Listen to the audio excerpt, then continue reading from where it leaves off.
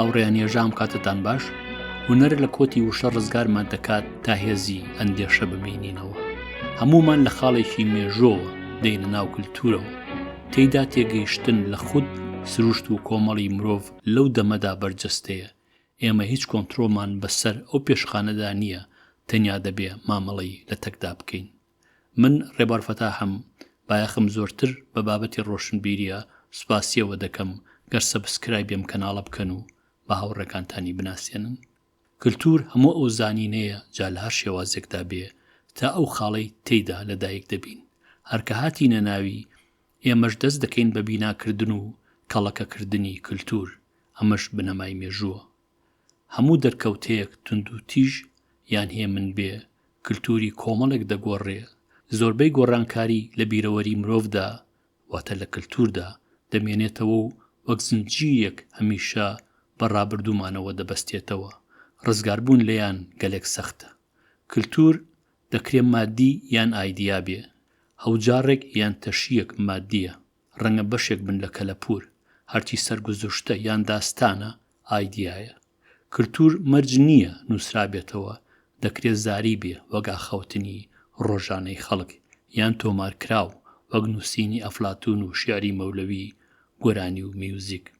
ڕەنگە کللتور لە دەرەنجامی 4 جۆر دانوستانی لێکدانەبڕاوی مرۆڤەوە بە هونەرمەندیشەوە بەرجەستە بێ، لەگەڵ خوددا، لە نێو کۆمەڵی مرۆڤدا، لەگەڵ سروشتدا و لەگەڵ کللتوردا کە بە درێژی مێژوو کەڵەکە بووە. با هەڵوێستەیەک لەسەر ئەم چەمکانە بکەم. مرۆڤ پێکهاتەیەکی ئاڵۆزە و لە ناخیدا لە چەند خودێک پێکاتووە، هەمیشە لە زۆران بازی و پێشبڕکێدان. زۆر جار تاکە خودێک زاڵ دەبێ و ئەوانی دیکە خامۆش.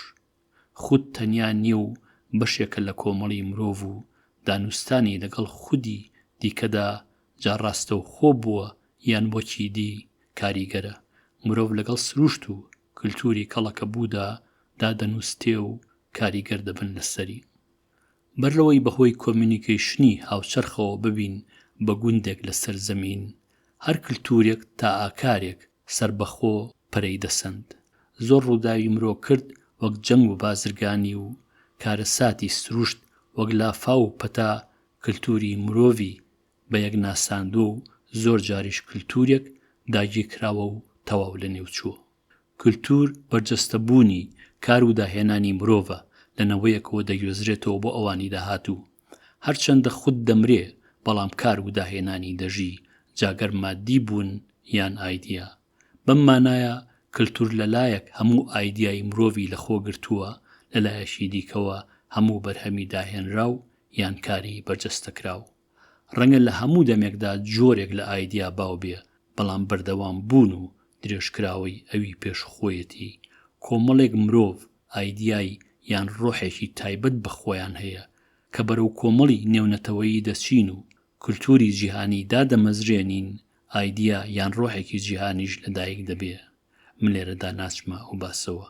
ئەم تێزە ڕەنگە بە جیاواز لە لای سپینۆزا، کانت، هێگڵ، مارکس و ڤیتکنشتاین گزارشی لێکرابێ.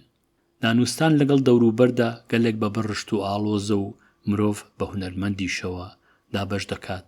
بۆیە جێسە سوورمان نییە گەر لە خودی یەک مرۆڤدا یان یەک هونەرمەندا چەند خودێک ببینینەوە. لە وێنەکەدا 6 خودم دەستنیشان کردووە. خودێک خۆیەتی، ڕەنگە نەزانیە خۆی چییە، زۆربەی کات بەو جۆرە ڕەوتار دەکات. خودێک وا دەزانێ ئەوە، ئەویش نییە. ئەمە دیارە خودێکی شڵەژاوە. خودێک دەخوازێ ئەو بێ ئامانجێتی بەرجەستەی بکات. ڕەنگە کەسێک سەرسام بێت بە کاراکتەرێکی مێژووی بێوێت ڕەوتار و گوتاری ئەو لەخۆ بگرێت. خودێک لە ئەندێشەدایە و پێی لە زەمیندا نییە. خودێکە بە فەنتەزی لە عەقڵدا بیناکراوە، لە بووندا نییە. خودێک لەگەڵ کۆمەڵدا دەنووستێ کە خود تێکەڵ بە دەوروبەر دەبێ، پێویستە هەڵوێست لە خودی دیکە وەربگرێ. ئەمیش بینا لە سەردیدی خود دەکات. دوایین خودێک ئەوانی دیکە هەڵوێستی لێ وەردەگرن، ئەمیش کاریگەر دەبێ لەسەر بۆ چوون و دیدی خود.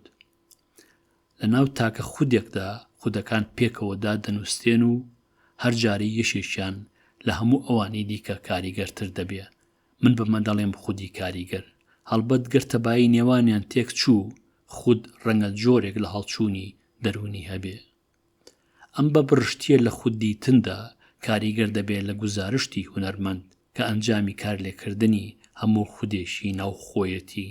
ئەم خود دیتنە بە درێژایی ژیانی هونەرمەند کە بەشێکە لە مێژوو دەگۆڕێ و گوزارشتی هونەریش دەگۆڕێ. زۆر جار یەکێک لەم خودانە لە کاری هونەرمەنددا زاڵ دەبێت. بەر لە هونەر با لە زمانی ئاخاوتن بڕوانین. دیدی ئێمە بۆ بابەت دەکرێت بە وشە گوزارشتی لێ بکرێ. مەبەستم لە بابەت هەموو شتێکە لە دەری ئێمە بەخۆشمانەوە کە دەکرێت گەردون، سروشت، گۆرانی، مۆسیقا، کلتور تا دوایی بێ. من هەرچۆنێک بپەیوم ژمارەی وشە و پەیوەندی نێوانیان لەمڕۆدا سنوورداری دەکات. واتە ناتوانم پەیوێک بدەم لە دەری ژمارەی وشەی هەنووکە و پەیوەندی نێوانیان. لە پەیوەند بە وشەوە لە هەر زمانێکدا سێ ژمارە گرنگن. کۆی گشتی ژمارەی وشە لەو زمانەدا ژمارەی وشە هەنووکە بەکاردێ و ژمارەی وشە زۆربەی کەس بەکاری دێنێ. بۆ نمونە ژمارەی وشە لە زمانی ئینگلیزیدا بە زیاد لە ملیۆنێک مەزەندە دەکرێت. نزیکەی 170,000 وشە هەنووکە بەکاردێ و 20 تا 30,000 وشە کەسێک بەکاری دێنێ. ساڵانە ژمارەکە چەند هەزارێک زیاد دەکا.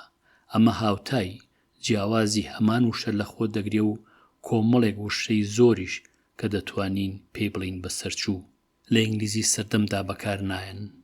ژمارەی وشە بەردەوام لە زیادبووندایە و ماناشیان دەگۆڕێ و پەیوەندی نێوانیشیان زۆرتر ئاڵۆزتر و بەبڕشتر دەبێ. هەرچەندە ئەم گۆڕانە بەڕای من لە زماندا هەرگیز لە ئاست گەشە و تێگەیشتنی ئێمەدا نییە لە بابەت، بەڵام نیشانی دەدات ئێمە بەردەوام جیاواز لە ژیان دەڕوانین و تێگەیشتنمان فراوانتر و قوڵتر دەبێت. ملێرەدا وشە و پەیوەندی نێوانیان بەبوونەوە نابەسمەوە. ئەوە بابەتێکی گەلێک بەبڕشتە ڕەنگە بە کەڵک بێ گەڕستەیەکی سپینۆزا بەکاربهێنم. سپینۆزا دەڵێ ڕیزبەندی و پەیوەندی نێوان چەمک هەمان ڕیزبەندی و پەیوەندی نێوان شتە. هەڵبەت ئەمە پەیوێکی گەلێک ئاڵۆزە و ملێرەدا ناسمە وردەکاریەوە. ئێستا لە هونەر دەڕوانم. هونەر داهێنانێکی باڵایە لە نێو کلتوردا و دنیایەکی ئەندێشە سازە. سنووری داهێنانی خۆمانی تێدا دەبینین و خۆمانی تیادا دەدۆزینەوە. هونەر بەگشتی لە چەند شێوازێکدایە. ئەمانە هەندێکیانن. بە زمانی ئاخاوتن دەبیسرێ وەک شێر و بەندی گۆرانی، بە دەنگ دەبیسرێ وەک ئاواز و میوزیک، دەبینرێ وەک تابلۆی کێشرا و فۆتۆگراف و پەیکەر، جۆری دیکە وەک سەما، فیلم، شانە و تادوایی. دوایین شێوازیش ڕەنگە ئاوێتەیەک بێ لەوانەی کە ئاماژەم پێکردن. هەندێک شێوازی هونەر وەک شێر و بەندی گۆرانی وشە بەکاردێنێ، بەڵام نەک وەک زمانی ئاخاوتن، تەنیا پاترنی زمان دەخوازێ. با لە بەیتێک فۆکلۆر بڕوانین بۆ ڕۆشنکردنەوەی ئەم چەمکە. بینێبان دڵم ناسکە پەنجەکەت، باوەشێنم کا باگریجەکەت. ئێمە هەرگیز ڕۆژانە زمان بۆ جۆرە بەکار ناهێنین. ڕەنگە بە کەسێک بڵین دەست و پەنجەت ناسکە، هەڵبەت ئاسایی ناڵین بینێبان دڵم ناسکە پەنجەکەت. با نمونەیەکی دیکە لە شیعرەوە بهێنمەوە. عەشقی دووریت دەمسووتێنێ دەما و دەم، دێمە ژوانت ماچی دەکەم لێو و دەم. دەڵی نەیت گڕا حوسنی ویساڵم، دەمن هەر دێم دەم و دەست دێم بۆ یەکدەم. ئەو چوارینەیە بە زماندا ڕێژراوە. ئێمە لە ئاخاوتندا هەرگیز زمان بۆ جۆرە بەکار ناهێنین.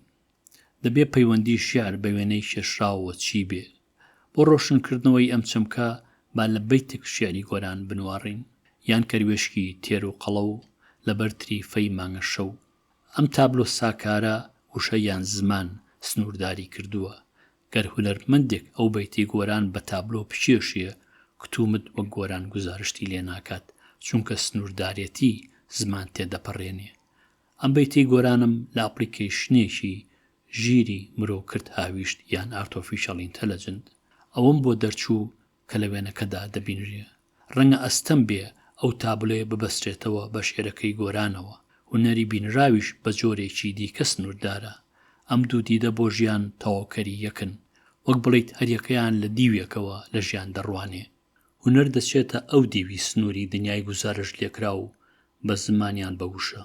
هونەری شێرشراو لە فلتەری زمان ڕزگارمان دەکات، هەڵبەت دەمان بەستێتەوە بە فلتەری فڵچە، بۆیە و دەست و پەنجەوە ئازاد نابین. هونەری فۆتۆگرافیش بە جۆرێکی دیکە سنووردارمان دەکات. دنیا سەرەتا و کۆتایی نییە، کامێرە فلتەرە، هەموو دنیا ناگرێ، دەبێ بڕیار بدەین لەو دیمەنەی کاری تێکردوین چەندی بژۆزینەوە تا پەیاممان بە ڕۆشنی بگات.